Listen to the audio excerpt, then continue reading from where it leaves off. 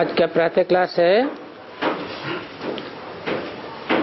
10 जुलाई 1964।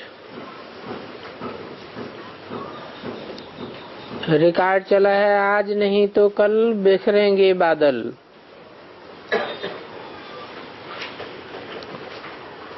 बच्चों को बाप द्वारा अपने घर का पता चला है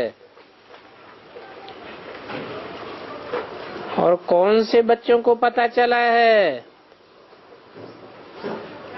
कौन से बाप का? कहेंगे निराकारी बच्चों को निराकारी बाप का पता चला है। अर्थात जो बच्चे निराकारी स्टेज में नहीं टिक पाते हैं उनको बाप का पता नहीं चलता है। बाप का पता भी उन्हीं को चलता है जो खुद निराकारी स्टेज में टिकते हैं, क्योंकि निराकार बाप के बच्चे हैं। अब निराकार बच्चों को अर्थात आत्माओं को परमपिता परमात्मा द्वारा घर का रास्ता मिला है।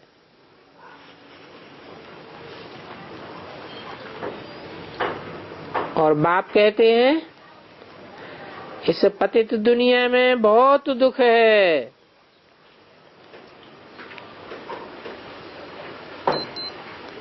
बहुत अशांति है। अब मैं तुमको शांति धाम का रास्ता बताने आया हूँ। कलयुग को पतित दुनिया, सतयुग को पावन दुनिया कहा जाता है। परंतु पतित दुनिया से पावन कब और कैसे बनती है ये किसी को पता नहीं है।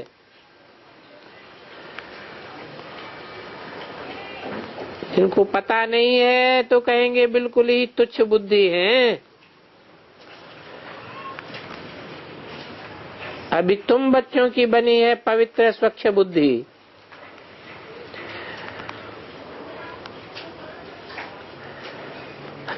स्वच्छ बुद्धि अगेंस्ट म्लेच्छ बुद्धि ऐसे कहा जाता है। कहेंगे स्वच्छ है ईश्वरीय बुद्धि।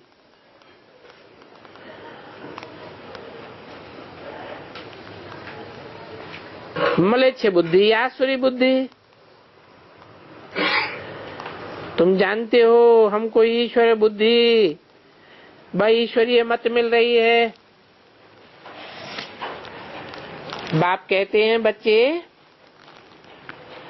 अब घर को याद करो, क्योंकि तुमको घर में ही चलना है। अब इस पुरानी दुनिया को छोड़ दो।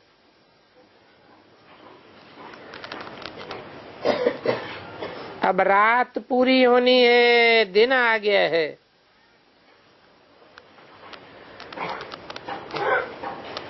अब दुख में अंधियारे में ठोकरें खाने का समय पूरा होता है। अभी सबको अपने बाप का पैगाम देना है। ऐसे कोई यूनिवर्सिटी नहीं देखेंगे जो एक जगह पढ़ावे और कहे कि ये बाहर वाले भी सुनेंगे। या तो पढ़ाने वाला भी एक ही है, जो पढ़ते हैं वो फिर औरों को पढ़ावेंगे।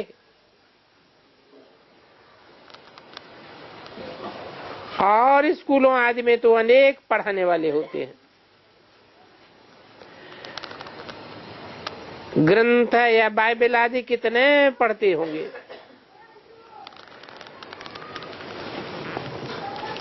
परंतु बाइबल पहले पहले किसने पढ़ाया? कहेंगे क्राइस्ट ने क्रिश्चियन धर्म स्थापन करने के लिए पढ़ाया। तो ये देवी देवता धर्म अथवा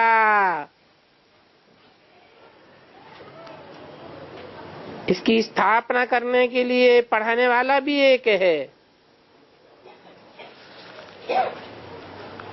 कोई से भी पूछना है कि तुम्हारा रचयिता कौन है, तुम परमपिता परमात्मा किसको कहते हो? बाप को याद करते हो। बाप का परिचय देने से फिर 84 जन्मों का चक्र भी बुद्धि में आ जाता है। अच्छा बताओ,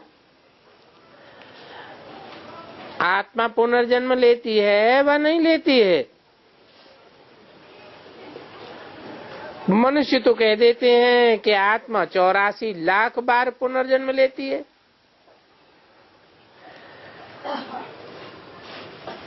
क्या परमात्मा भी 84 लाख बार जन्म लेते हैं?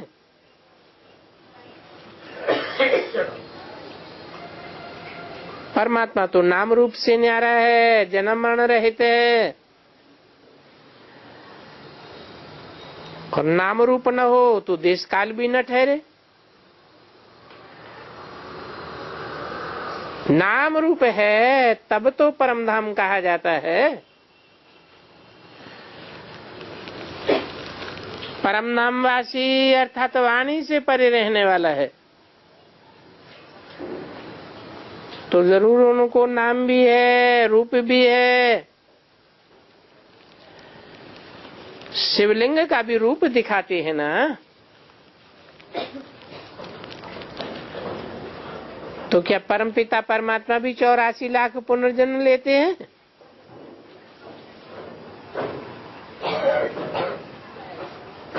ऐसे ऐसे कह के तुम उनको बिल्कुल रंग बता सकते हो। फिर कह देते हैं आत्मा सो परमात्मा, आत्मा सो निर्लेप है। अब निर्लेप का तो अर्थ ही नहीं है, क्योंकि अच्छे व बुरे कर्मों के अनुसार पुनर्जन्म तो आत्मा ही लेती है। तो जरूर लेप छेप लगता है। ये बातें तुम बच्चों के अंदर रात दिन चलनी चाहिए। अगर कोई सर्विस नहीं कर सकते हैं तो ऊंच पद पाए भी नहीं सकते हैं। पहले पहले तो अलिफ को समझाना है। एक अलफ को याद करो तो बाकी सब भूल जाओ। और अलफ एक परमपिता परमात्मा है।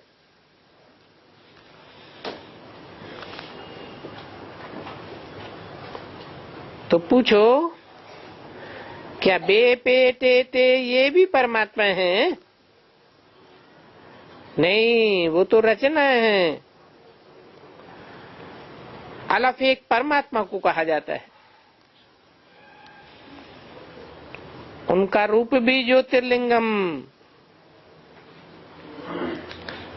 अलफ मिसल है।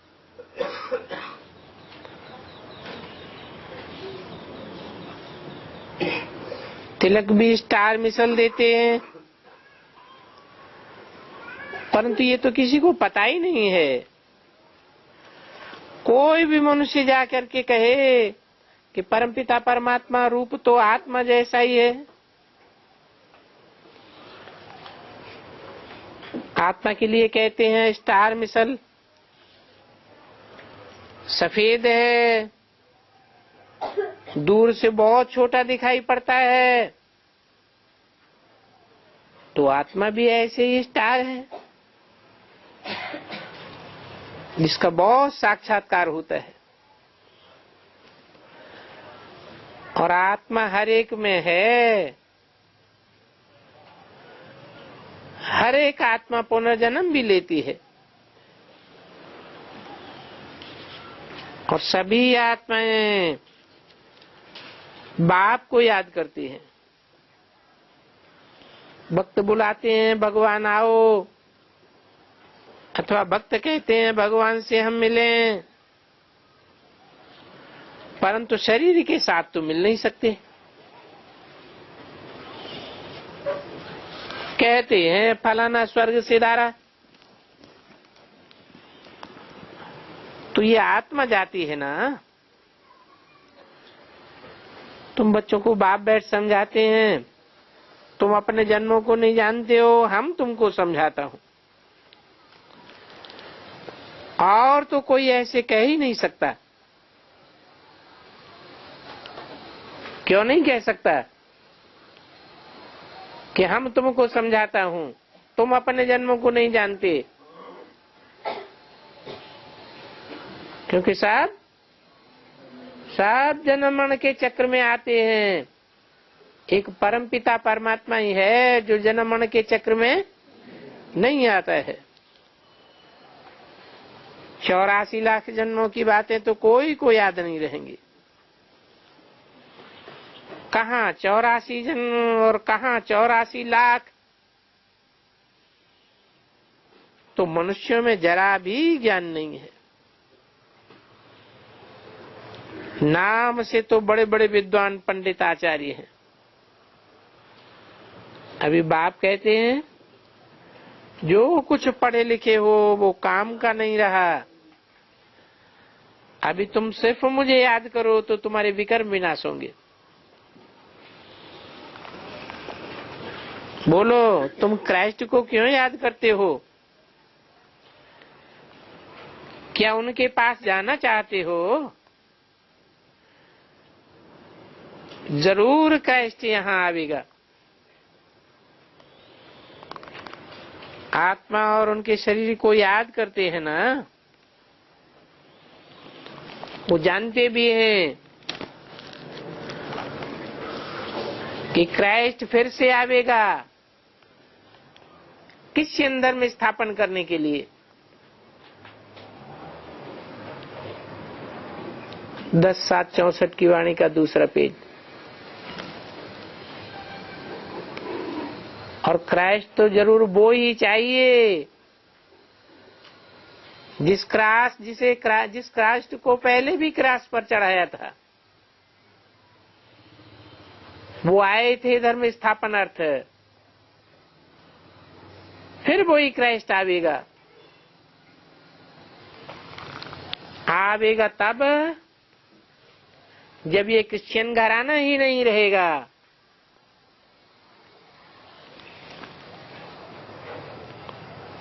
कृष्ण को भी याद करते हैं, समझते हैं कृष्ण के साथ ही स्वर्ग था, तो उनको आना पड़े, परंतु कब आवेंगे? हम याद करते हैं इससे क्या होगा, तो जानते ही नहीं। पति से पावन तो बन नहीं सकेंगे।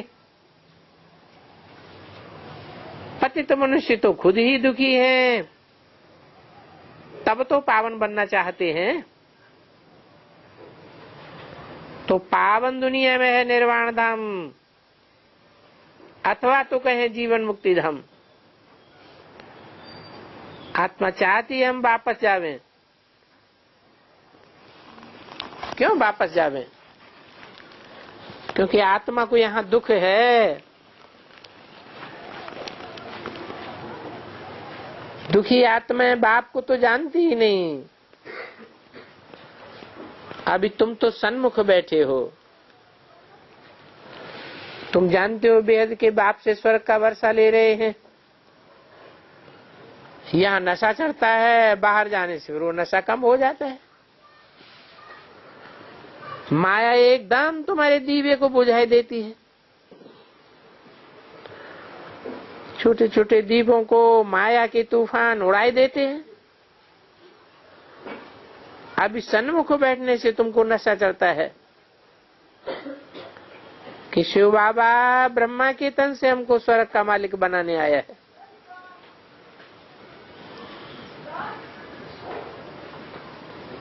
स्वर्ग का मालिक प्रजा भी अपन को कहेगी। यथा राजा तथा प्रजा सब स्वर्गवासी थे, अब यहाँ तो नरकवासी है।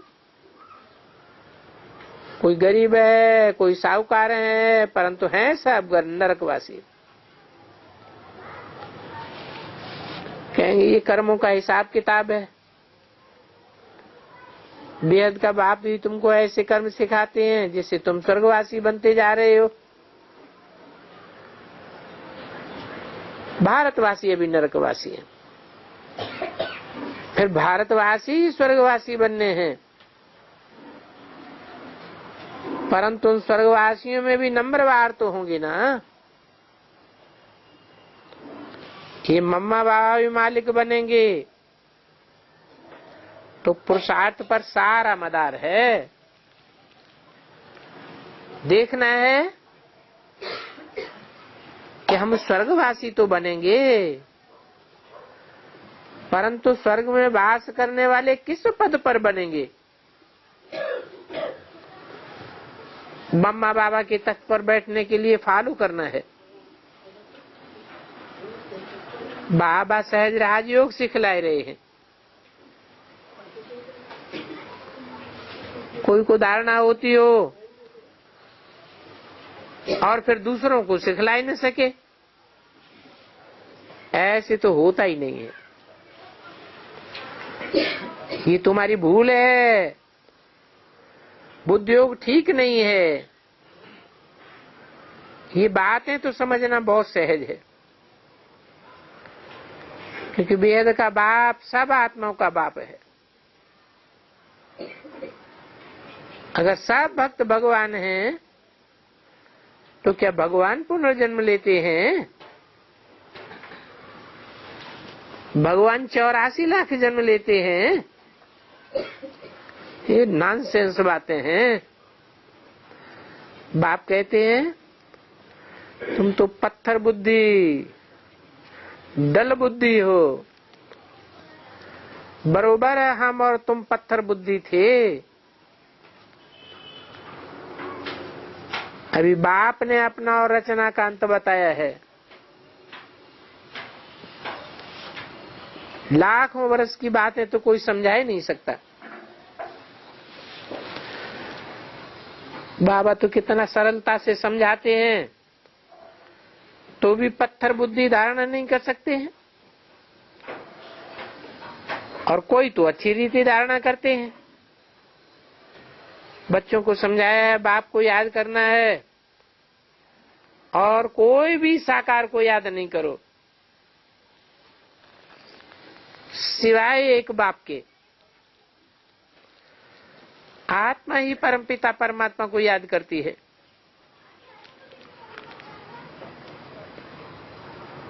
बाप कहते हैं मैं आया हुआ हूं,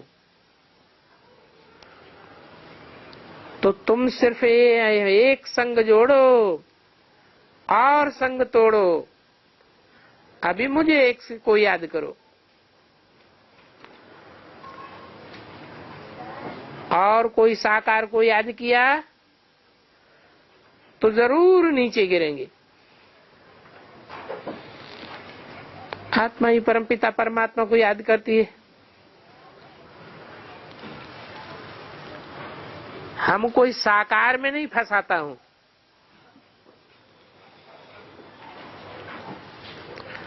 अपन को आत्मा समझ निराकार बाप को याद करो। अभी मैं तुमको लेने आया हूं,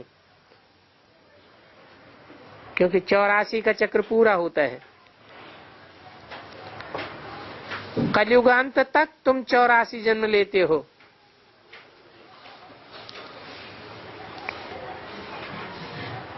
शास्त्र में 84 लाख जन्म आदि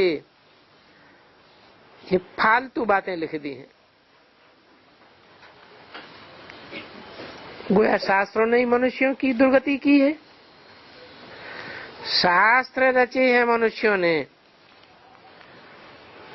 बाप तो सारे ड्रामा को जानते हैं। 12 16 कला संपूर्ण निर्विकारी था, और धर्म खंडों को सर्वगुण संपन्न 16 कला संपूर्ण नहीं कहेंगे। क्यों नहीं कहेंगे? है, क्योंकि और धर्मखंड तो बाद में आते हैं। पुराने से पुराना धर्मखंड तो भारत खंड ही है, जिसका कभी भी नाश नहीं होता है। ये सर्वगुण संपन्न 16 कला संपूर्ण टाइटल सिवाय देवताओं के और किसको नहीं मिल सकता। और धर्म वालों को 16 कला संपूर्ण कह ही नहीं सकते हैं। हाँ, कहेंगे अभी भारत पर ग्रहण लगा हुआ है। ग्रहण लगने में पूरा एक कल्प लगता है।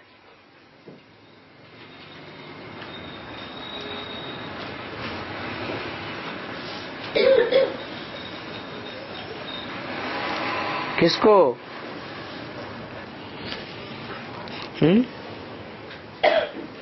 पूरा एक कल्प ग्रहण लगने में किसको लगता है? और धर्मखंडों को और उनके फॉलोअर्स को एक कल्प नहीं लगता है, और भारत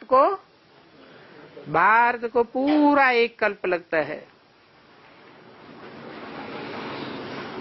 संपूर्ण तो पहले थे, फिर कलाएं कम होती गईं। भारत को ग्रहण लगने में 5000 वर्ष लगे हैं।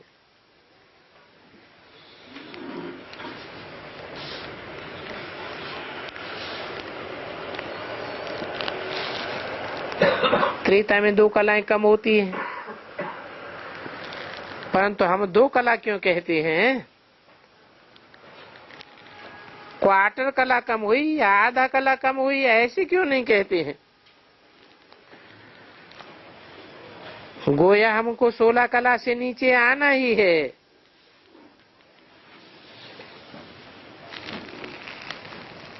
बल सुख रहता है, परंतु कलाएं तो कम हो जाती है ना। तो बुद्धि से काम लिया जाता है। 2 कलाएं फट से खलास तो हो ही नहीं सकती। अभी तो पूरा ग्रहण लगा हुआ है। अभी बाप कहते हैं देह सहित देह के सब संबंध, सब पदार्थों का मोह छोड़ दो और सब कुछ मुझे दान में दे दो। इन सबको छोड़ो, माम एकम याद करो। ये हेवनली गॉड फादर कहते हैं। कोई भी मनुष्य को हेवनली गॉड फादर कभी नहीं कहेंगे। क्यों नहीं कहेंगे?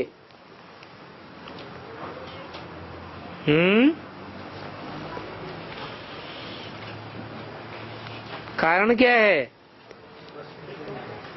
क्योंकि और जो भी मनुष्य मात्र हैं सब नीचे गिरने वाले हैं और सारी सृष्टि को भी नीचे गिराने वाले हैं। एक परमपिता परमात्मा ही है जो गिरी सृष्टि को ऊपर उठा करके हेवन बनाए देता है। तो बाप कहते हैं हेवन बनाने के लिए मैं पतित तन में आता हूं।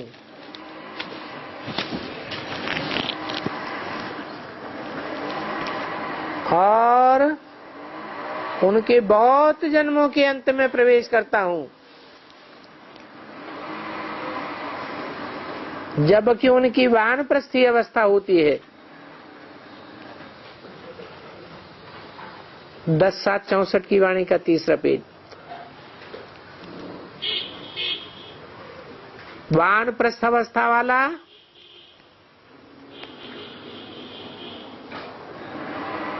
जो वानप्रस्थी होगा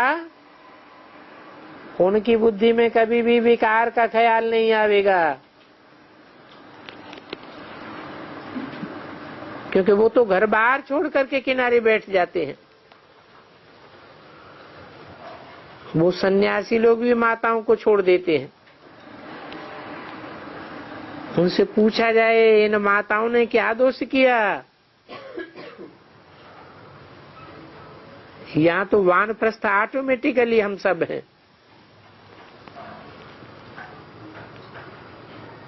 और सारी दुनिया के मनुष्य मात्र वानप्रस्थ में हैं,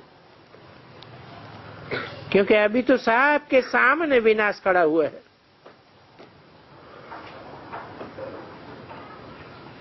सभी को 5 विकारों की जंजीरों से छुड़ाए बाप साथ ले जाएंगे। तो अपन को आत्मा निश्चय कर बाप को याद करना है। हम आत्मा 84 जन्म का पार्ट पूरा किया, अब हम जाते हैं बाबा के पास। परंतु ये कौन कहता है? शरीर तो नहीं कहता है, आत्मा के लिए कहते हैं ज्योति ज्योति समाया, अर्थात स्वर्गवासी हुआ। कौन सी ज्योति में समाया?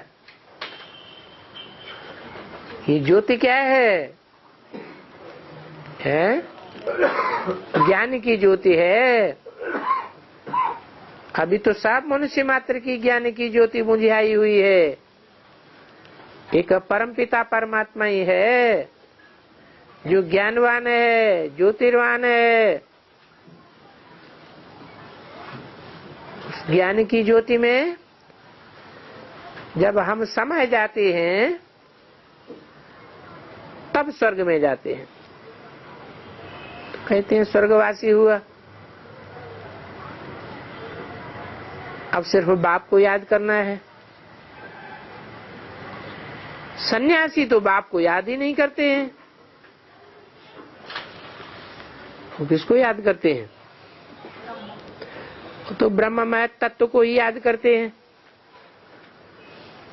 समझते हैं तत्व ही परमात्मा है। परंतु उस जड़ तत्व को याद करने से कुछ भी ताकत नहीं मिलती है। ताकत नहीं मिलती है तो उनके विकर्म भी विनाश नहीं हो सकते। फिर विकर्मा जी तो कैसे बनेंगे और बाप के पास कैसे जावेंगे? ब्रह्म कहो, ब्रह्मा कहो,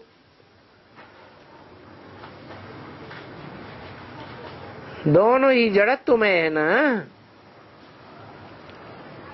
रहने का स्थान है। मैं जिस तन में आता हूँ उनका क्या नाम रखता हूँ? ब्रह्मा। तो ब्रह्मा जिसका नाम रखता हूँ वो जड़त्व में ही हुआ यह चैतन्य है? जड़त्व में ही है तो ब्रह्मा है। और जो ब्रह्मा जड़त्व में ही नहीं है उसका नाम क्या है? प्रजापिता ब्रह्मा। तो ब्रह्म को सर्वशक्तिवान नहीं कह सकते। उनसे कोई शक्ति नहीं मिलती है जो उनसे कोई शक्ति लेकर के घर वापस चला जावे। वो तो कह देते हैं हम ही ईश्वर हैं। आगे तो हम भी ऐसे ही समझते थे। समझते थे सब परमात्मा ही परमात्मा है। जिधर देखूं उधर तू ही तू है। परंतु अभी समझते हैं वो तो रंग बात हो गई। बाप कहते हैं तुम मेरे को भी पुनर्जन्म में ले आते हो। अभी तो तुम बाप को जान गए हो। सारा कल्प तुम देह अभिमानी बने। अभी तुमको देह ही अभिमानी बनना है। तुम्हारा पार्ट पूरा होता है। इसलिए बाप कहते हैं देही अभिमानी बनो। आत्माओं से बात करते हैं। सत्युग में आत्मा परमात्मा का कोई ज्ञान नहीं रहता है।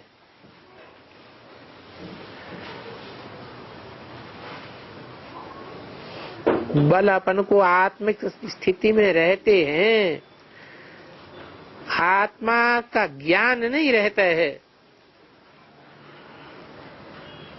कि आत्मा 84 जन्म लेती है। ये ज्ञान तो अभी बाप देते हैं। बाप आकर पति दुनिया को पावन बनाते हैं, एक धर्म की स्थापना करते हैं और बाकी का विनाश कराए देते हैं। इसलिए त्रिमूर्ति दिखाया गया है। इन द्वारा विनाश कराते हैं, खुद तो निराकार है। आर्गन से बगैर ज्ञान कैसे देंगे?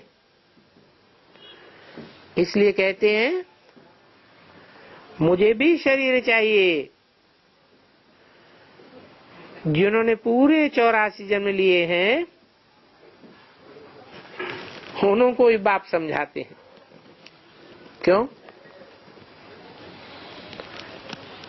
83, 82 या कम जन्म लेने वालों को क्यों नहीं समझाते हैं? हैं? क्योंकि उनको समझाने से भी कोई फायदा नहीं है। वो आत्मा नहीं बनेंगे, आत्मिक स्थिति में इस तरह नहीं टिकेंगे जो अंत में 4.5 लाख की गिनती में आ जावे। रचयिता बाप समान बन जावे। दूसरों किसी को तो ये ज्ञान समझ में ही नहीं आवेगा सिवाय तुम बच्चों के, जिन्होंने 84 जन्म पूरे लिए हैं वो ही बनेंगे। ये भी समझने की बातें हैं। अभी तुम जानते हो कि मनुष्य मनुष्य को कभी सुख नहीं दे सकता। क्यों नहीं दे सकता है? क्योंकि सब मनुष्यों का मन चलायमान है, चंचल है। एक परमपिता परमात्मा ही अमन है, इसलिए वो ही सुखदायी है। वो एक ही बाप है जो सदा मन चैन में है, इसलिए सुखदागतता कहते हैं। दुख देती है माया। कहेंगे ये माया भी बड़ी बलवान है, इसलिए हम बाबा को याद करेंगे और सुदर्शन चक्र फिराते रहेंगे तो माया का सिर कट जाएगा और फिर तुम मालिक बन जाएंगे। इस नॉलेज को अंदर ही अंदर धारण करना है। हमारे 84 जन्म अब पूरे हुए, विनाश भी सामने खड़ा है। आपस में अगर लड़ पड़े तो अनाज उस तरफ से इस तरफ आ ही नहीं सकेगा। विनाश शुरू हुआ और कैलेमिटीज आवेगी, आफतें आ जाएंगी।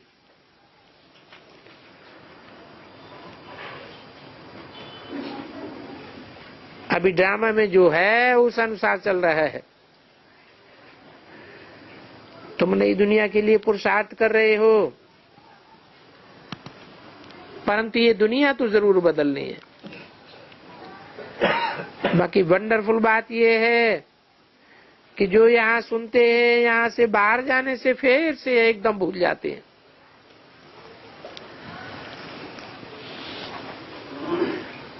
न स्थूल बातें याद रहती हैं, न सूक्ष्म बातें।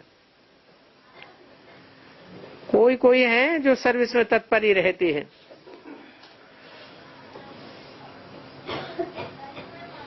गवर्नमेंट की जब एक्यूरेट सर्विस करें तभी एक्यूरेट पदवी पा सकते हैं। कोई कोई तो बहुत अच्छी रीति सर्विस करते हैं। और ये तो है ही याद की यात्रा। अपन से पूछना हम कितना याद करते हैं, और तो सभी देहधारियों को याद करते हैं। यहाँ बाप कहते हैं अशरीरी बन, अशरीरी बाप को याद करो। मुझे ही शिक्षा देने के लिए आना पड़ता है। लौकिक संबंधों की तो झट याद आ जाती है, और बेहद के बाप के लिए भूल जाते हैं। अरे बाप को थोड़ा ही भूलना है। 5000 वर्ष के बाद बाप आए हैं, कहते हैं अभी मुझे याद करो। तुम फिर क्यों भूल जाते हो? अभी तुम पियर घर बैठे हो, फिर ससुर घर में जावेंगे। वहां जाने के लिए हम तुमको लायक बनाता हूं। पहले मेरे घर चलना है। मैं तुम्हारा बाप हूं ना, तो अब घर चलना है। बाप को तुम कितना भूल गए हो। घर याद कराने में भी मेहनत लगती है। ब्राह्मणों के संग में रहने से याद रहती है, फिर भूल जाते हैं।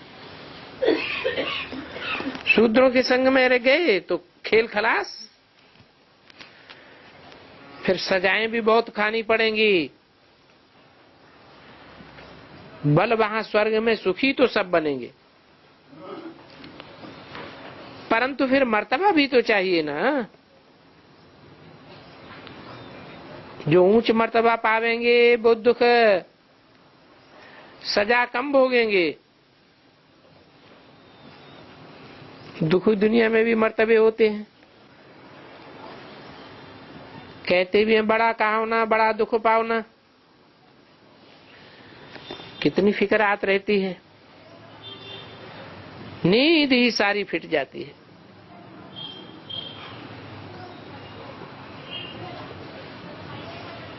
कितना दुख होता है।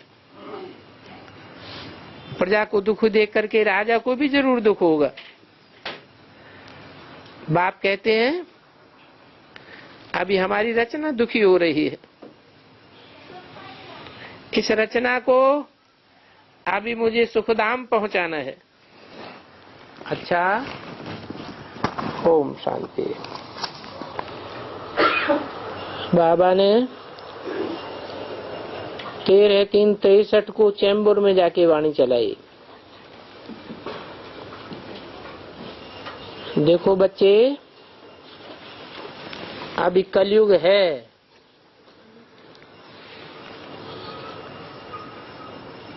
सभी पतित हैं, तो जरूर पावन बनने बाप का वर्षा चाहिए। और पावन बनाने वाला है एक, परंतु उनका नाम सिर्फ उल्टा कर दिया है।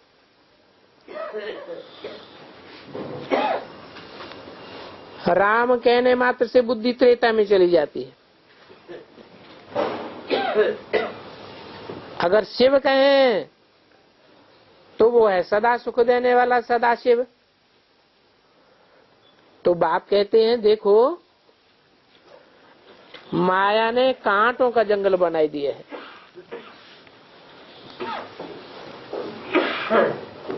अब इस जंगल को गार्डन बनाना है, क्योंकि अभी तुम फूल बन रहे हो। जो मेरी मत पर चलेंगे वो फूल बनेंगे। उनकी मत है मन मना भव। मुझे याद करो, रावण पर जीत पाओ।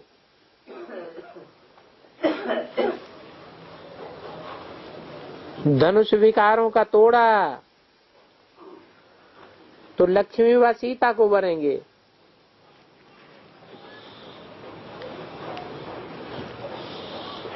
बाप आए हैं वर्षा देने के लिए।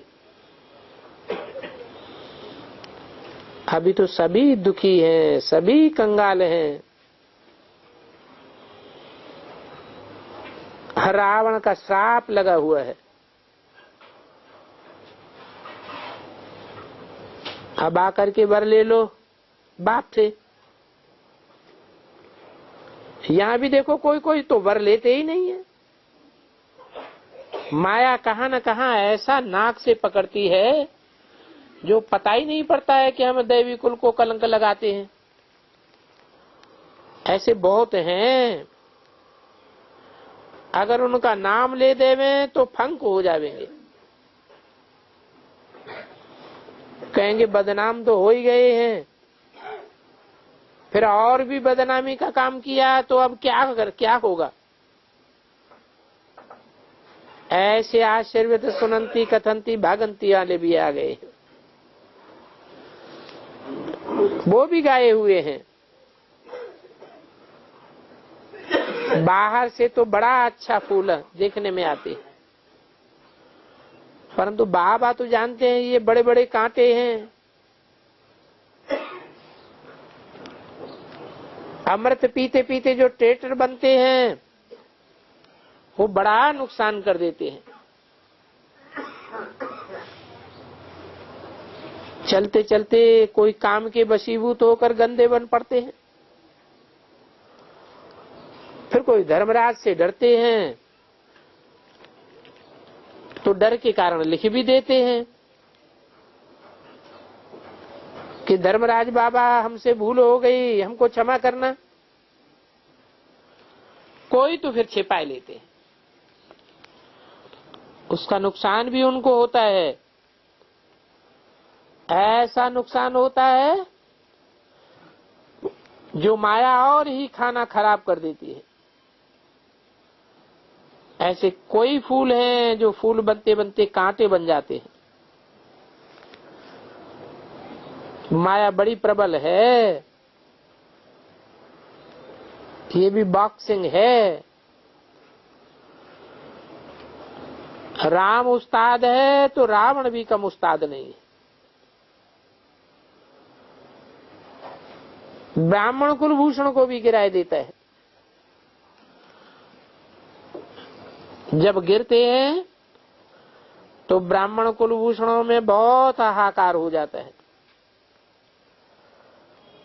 कांटों के जंगल में बैठे बैठे देवी फूलों का बगीचा बनाने में बड़ी मेहनत लगती है। आखिर तो ये बगीचा बन ही जाएगा, गाया भी जाता है कि पांडव बहुत खीरखंड होकर के रहते थे। तो अपन को देखना है कि हमारे में कहीं कोई से घृणा तो नहीं है, कोई से ईर्ष्या द्वेष तो नहीं है। जितना हो सके एक दो को समझाते रहना है। कभी भी किसी के दिल को दुख नहीं देना है, सभी को राजी करना है। और राजी भी युक्ति से करना है, ऐसे नहीं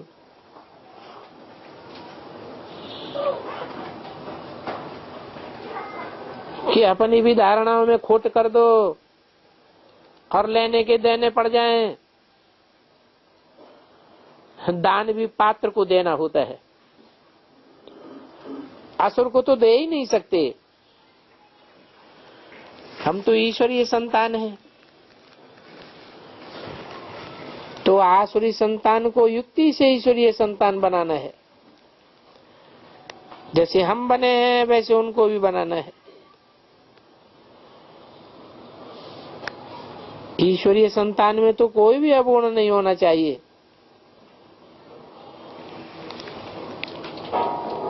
कोई भी काम क्रोध लोभ मोह के वशीभूत न हो।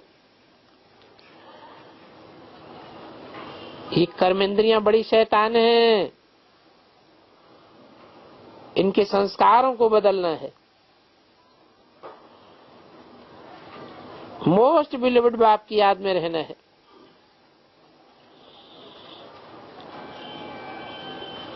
अवगुणों का दिखावा करके बाप का नाम बदनाम नहीं करना है।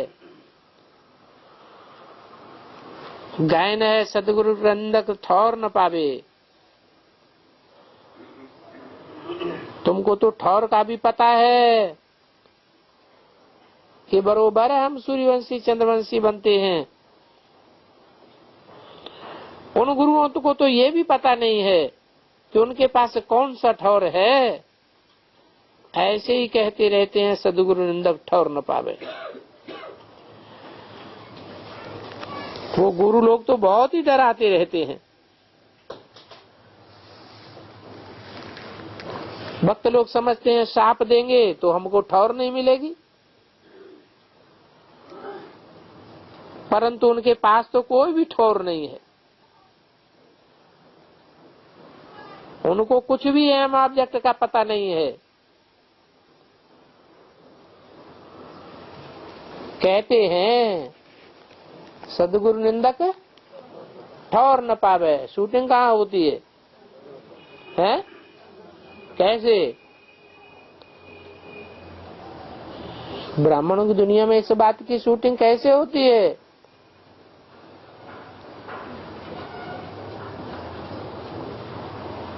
अरे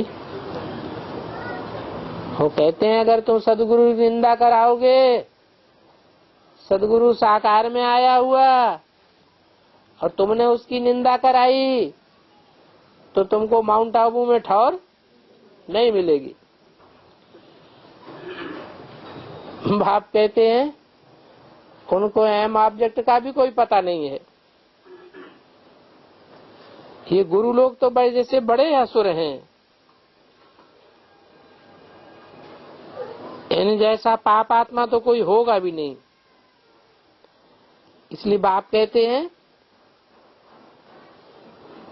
सुंदर मेला कर दिया जब सदगुरु मिला दलाल। तो अभी कलयुगी गुरुओं का आधार क्यों लेते हो? तुम बच्चे तो अभी बाप से वर्षा पाए रहे हो।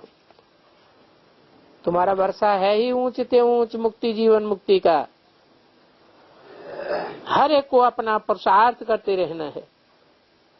अच्छा बच्चों को गुड मॉर्निंग।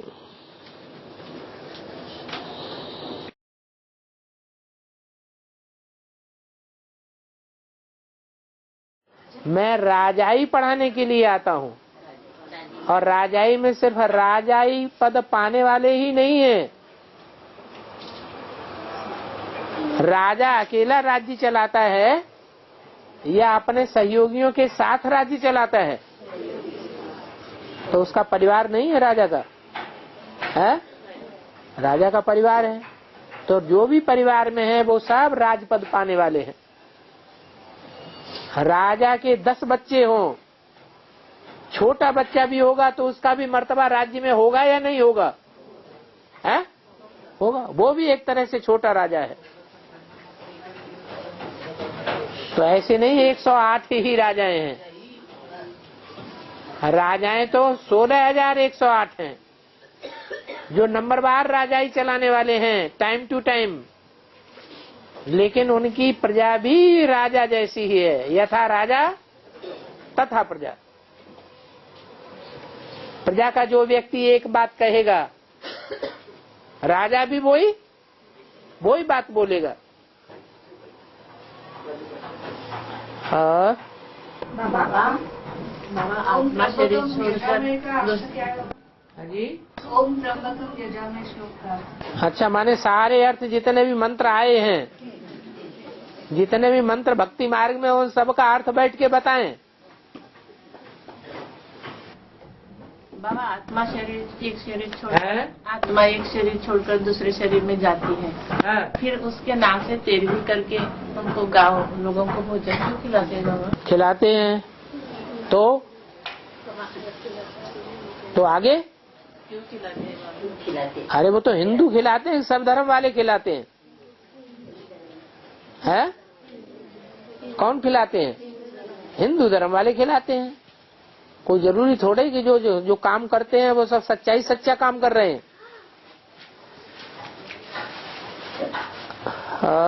बाबा मुरली में बोला है कि शिव बाबा बहुत भटका है, इसके रथ में ज्ञान देने के लिए, अभी नहीं भटकेंगे।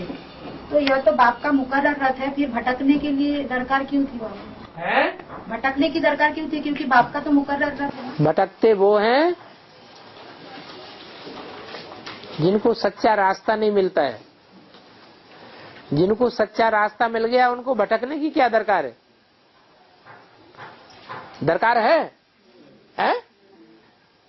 तो फिर ऐसा मुरली में क्यों बोला बाबा, शिव बाबा बहुत भटका है, इसके रथ में ज्ञान देने के लिए? हाँ, रथ में ज्ञान देने के लिए का मतलब हुआ कि रथधारी को भटकना महसूस हो सकता है, लेकिन शिव बाबा को महसूस नहीं हो सकता। और बाबा भारत की में राहु की दशा, बृहस्पति की दशा कब बैठती है? तो भारतवासी दुखी होते हैं, अपने को मौज में नहीं समझते हैं, तो राहु की दशा है। जब आनंद में है, खुशी में है, तो बृहस्पति की दशा है। हाँ, भारत पर ही, भारत पर तो भारतवासियों पर। और बाबा है सीताफल और रामफल दिखने में एक जैसे है, एक जैसे कहाँ है? सीताफल में ऊपर फुड़ियां फुड़ियां होती हैं, और रामफल तो ऊपर से चिकना है, बड़ा चालाक है।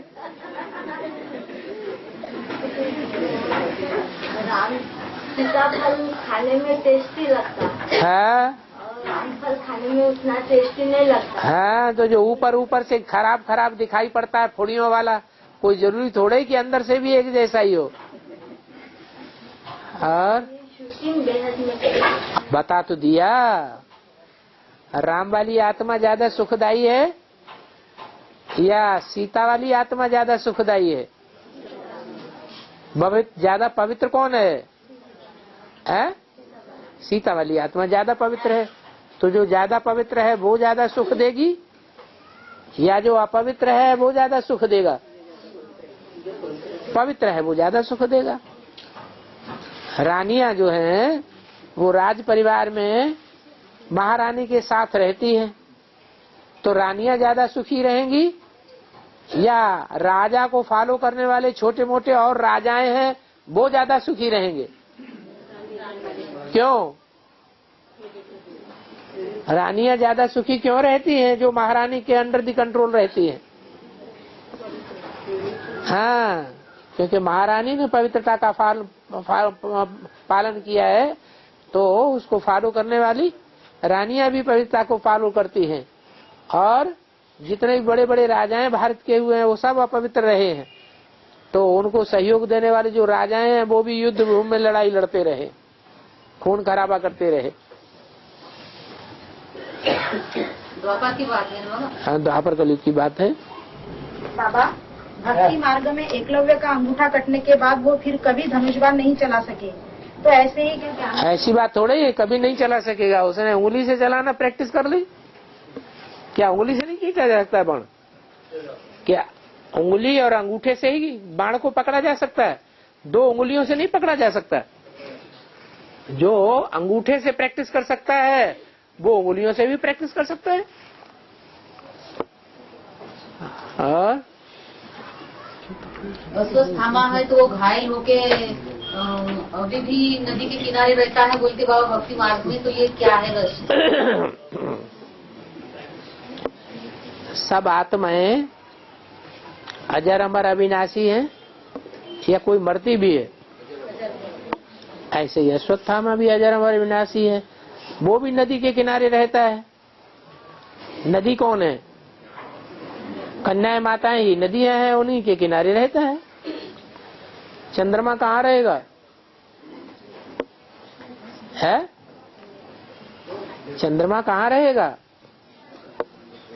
चंद्रमा ही ऐसा उपग्रह है जो धरती के सबसे नजदीक है। बाकी ग्रह उपग्रह, बाकी जो 9 लाख सितारे हैं वो सब दूर दूर है। हाँ, बाबा माया में बिल्ली का ऐसा कौन सा गुण है जो माया का निकाल है? माया में बिल्ली का ऐसा कौन सा गुण है जिससे माया बिल्ली का है? सारा दूध अप कर जाती है। शिव बाबा ने जितना भी मुरलियां सुनाई वो सबसे पहले सुनते थे ब्रह्मा बाबा, लेकिन ब्रह्मा बाबा उतना धारण नहीं कर पाते थे जो पूरी मुरली ज्यों की त्यों सुना दें।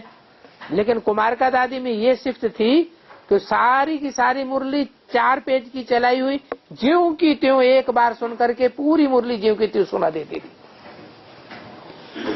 तो सारा दूध अप कर लेती थी कि नहीं? आप पक्का सर्राफ है, सर्राफ नहीं। जो सोने के, चांदी के, हीरे जवाहरात के व्यापारी होते हैं उनको सर्राफ कहा जाता है।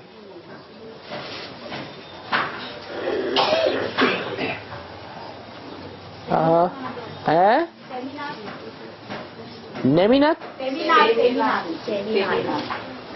आपस में इकट्ठे बैठ करके चर्चा करते हैं, वो सेमिनार है। और बाबा मुरली का पॉइंट है कि पहले सत्व प्रधान सन्यासी थे, फिर जाकर तमो प्रधान बने। पहले सर्प बने, फिर वैराग्य आया तो जाकर सर्प वाला आदि बने। है सर्प कहते हैं विकारी और बला कहते हैं भूत। या तो सर्प बनते हैं या तो ज्यादा विकारी होने के कारण अकाले मौत होने वाले बला बनते हैं। बला माने भूत, भूत प्रेत बन जाते हैं। और ससुर घर और पियर घर किसे कहेंगे? ससुर घर है विष्णु का, पियर घर है ब्रह्मा का। ब्रह्मा का माने क्या? ये भी संगम में जो आपका घर है, हैं? संगम में जब आपका घर है ब्रह्मा का, हाँ, उसी को पियर घर कहेंगे। और क्या है? अभी पियर घर में है या विष्णु घर में है? पियर घर में है। सत्ययुग तो बाद में आवेगा, पहले सतयुग कहाँ आवेगा? स्वर्णिम संगम में पहले सतयुग आवेगा, तो उसमें नंबरवार स्वर्ग में होंगे। बाबा एडवांस में अगर कोई आत्मा की अकाली मौत होती है तो वो आत्मा फिर से जन्म लेगी क्या? एडवांस से एडवांस में चलने वाली कोई आत्मा की अकाली मौत होती है, हाँ, तो वो आत्मा फिर से दोबारा जन्म लेगी? बिल्कुल जन्म लेगी। उसने तो ज्ञान लिया हुआ है ना कि हम इसी शरीर से कंचन काया बनाएंगे, तो थोड़े समय के लिए भूत प्रेत बनेगी, बाद में फिर दोबारा जन्म लेकर के और कंचन काया बनाएगी।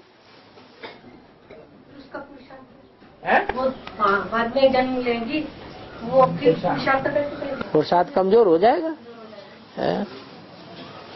बाबा है साथ सबके वाणी में कहा है कि जो बच्चे सेंटर पर रहते हैं और शांति पाए लाते हैं और चिंतन करते हैं, सुनी सुनाई बात पर विश्वास रखते हैं, हाँ, झूठ बोलते हैं, तो उनका पाठ क्या है? उनका पाठ 100 गुना पाप का बोझा चढ़ाते हैं। उन्हें 16 घंटा सेवा करनी चाहिए, बजाय 16 घंटा सेवा करने के 16 घंटे सर्विस करते हैं या डिसर्विस करते हैं? डिसर्विस करते हैं। तो उनका पार्ट जन्म जन्मांतर दास दासी का बनेगा या राजा रानी का बनेगा? दास दासी का बनेगा। बाबा ब्रह्मा को ज्ञान चंद्रमा भी कहते हैं और उनको बुद्धि भी कहते हैं। ब्रह्मा को ज्ञान चंद्रमा भी कहते हैं, हाँ, कि उनको बुद्धि भी कहते हैं। बुद्धू। तो चंद्रमा को आप क्या समझते हैं? हैं? चंद्रमा ने दुष्कर्म किए या नहीं किए? शास्त्रों में चंद्रमा को दुष्कर्म करते हुए दिखाया या नहीं दिखाया? तो बस हो गया। जो बच्चा बुद्धि होगा वो ही गुरु पत्नी पर फिदा होगा, या सालिम बुद्धि होगा वो गुरु पत्नी पर फिदा होगा? हाँ जी, हाँ जी। बाबा ब्रह्मा ही सबसे ज्यादा निश्चय अनिश्चय के चक्र में आता है, तो कौन कौन से पॉइंट से सिद्ध करके बताएंगे बाबा? अरे गीता का भगवान जो मुख्य पॉइंट है वो ही बता दो। तुम्हें कोई पॉइंट याद ही नहीं आता है तो सब कुछ फेवर में याद आ रहे हैं, तो एक पॉइंट तो कम से कम देख लो।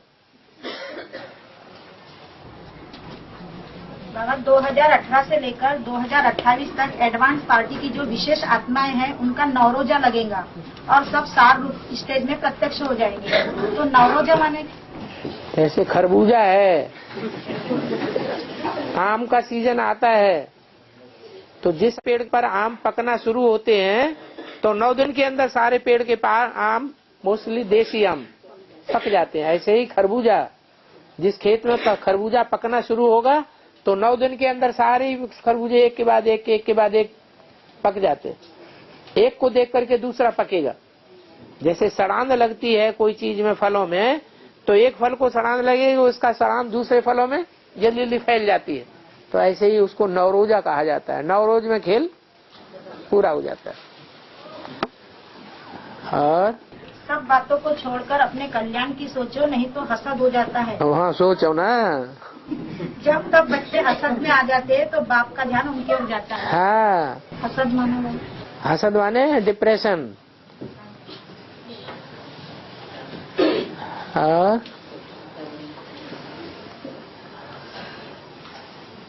बाबा, बच्चे तुम त्रिमूर्ति की जयंती बच्चे तुम त्रिमूर्ति की जयंती अक्सर लिखते हो, परंतु इस समय त्रिमूर्ति तो है नहीं। तुम कहेंगे कि बाबा ब्रह्मा द्वारा सृष्टि रचते हैं, तो जरूर साकार में चाहिए ना। बाकी विष्णु और शंकर इस समय कहाँ है, जो तुम त्रिमूर्ति के। हाँ, जिस समय वाणी चल रही थी उस समय विष्णु और त्रिमूर्ति प्रत्यक्ष हो गए थे क्या? है, इसीलिए बोला। अभी तो है, अभी कहाँ है उसका जवाब तुम देंगे या नहीं देंगे? है, अरे विष्णु और शंकर कहाँ है, इस बात का जवाब तुम देंगे या नहीं देंगे? है, अरे वह ब्रह्मा कुमारियों से ही प्रश्न पूछेंगे। भगवान सर्वव्यापी नहीं तो एक व्यापी कहाँ है? सिर्फ पूछना ही आता है, जवाब देना नहीं आता। अगर जवाब देना नहीं आया तो हो सकता है कि जो बेसिक में अभी चल रहे हैं वो तुमसे आगे निकल जाएंगे और तुम पीछे के पीछे ही रह जाएंगे। वो आज नहीं जानते हैं कि विष्णु कहाँ है और शंकर कहाँ है। कल वो तुमको पढ़ाई पढ़ाएंगे। क्या पढ़ाई पढ़ाएंगे? पढ़ाई पढ़ा के बाबा के महावाक्यों के आधार पर साबित करके दिखा देंगे कि ये है विष्णु का पार्ट, ये है शंकर का पार्ट और ये है ब्रह्मा का पार्ट। जिंदगी में जीते हुए, मर गए ब्रह्मा की बात ही छोड़ दो।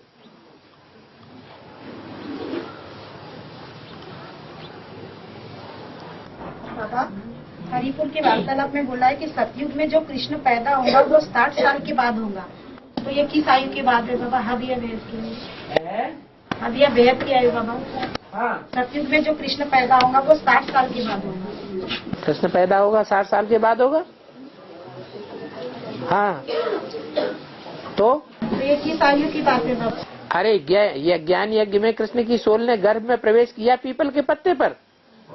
कब प्रवेश किया है? अरे 87 में किया ना। और ओम शांति।